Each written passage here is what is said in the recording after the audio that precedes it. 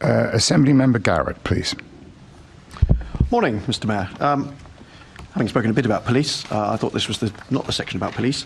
I'm going to ask you about the Greater London Authority Land and Property Limited, which you'll be aware of is not only the freeholder of this site, but most of the Docklands, most of the Greenwich Peninsula. And you are, I'm sure, aware of Mayoral Decision 1180, published in 2013, so before your mayoralty, which describes a £300 million loan to GLAP, which is a wholly owned subsidiary of the GLA, for them to start developing property. And under that mayoral decision, most of that money, 85% of that loan, would by now have been repaid. I'm sure you know that that's not quite what's happened. When did you become aware of that? And prior to 2018, which is when repayments were due to start, what action did you take to make sure that that plan was on track? Well, Chair, I'm aware, because of family reasons, that the member wasn't at the Budget and Performance Committee meeting and Mayor's Question Time, where we've went over these issues, which I'm sure we can go over again today for your convenience. But just to remind colleagues, this was a £300 million loan given by the previous mayor to GLAP.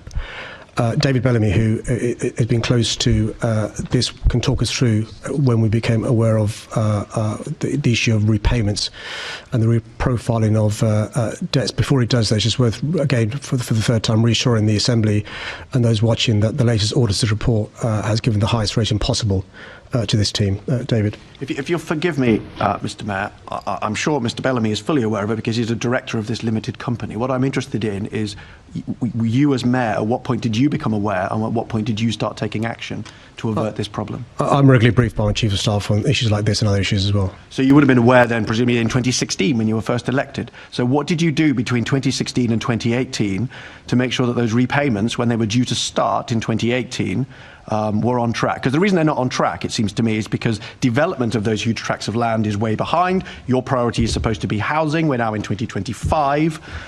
You must have been very concerned in 2016, 2017, that when you were advised that in 2018, when that loan was due to start being repaid, the first 35 million on the 31st of March 2018, you must have been advised at some point that that wasn't going to happen, and that must have arisen in your mind then questions about why that wouldn't happen and what was being done about it to get the development back on track and the loan repaid. No, the assumption we made is that the previous mayor had proper systems in place.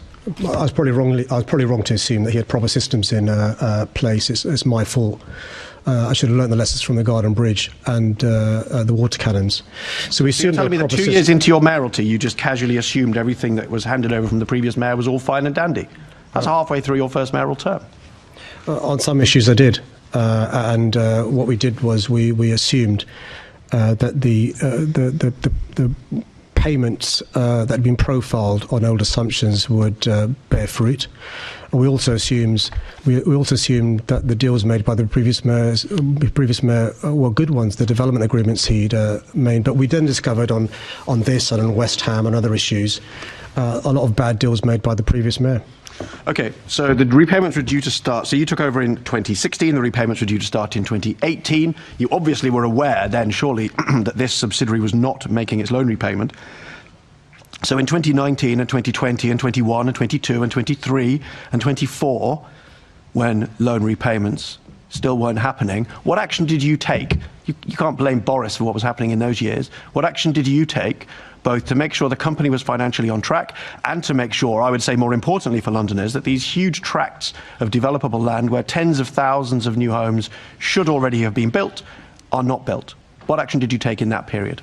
Well, we've gone over this in the Budget and Performance Committee and Mayor's question time, but a number of changes were made. It's just worth reminding colleagues that most of the projects were already in contract with developers, and he'll be aware the land receipts are often split across phases, and some of these timings depend on project processes.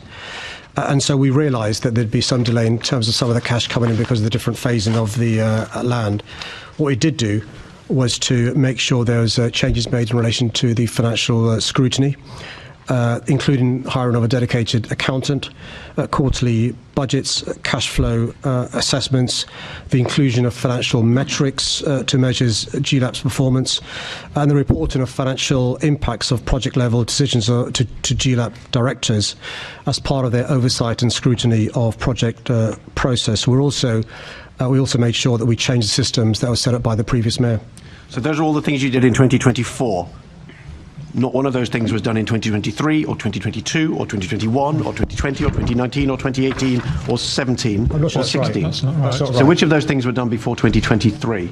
Well, if the mayor reads the list again, I can Don't try read and the whole put a list. timescale against Most of those each things, of them, most of but those you things were don't not want in me place to- by December 2023. I'm sorry. So we've through the last mayoral term, we went through a significant programme of reform around GLAP and its internal governance, which is why on the most recent audit it received substantial assurance.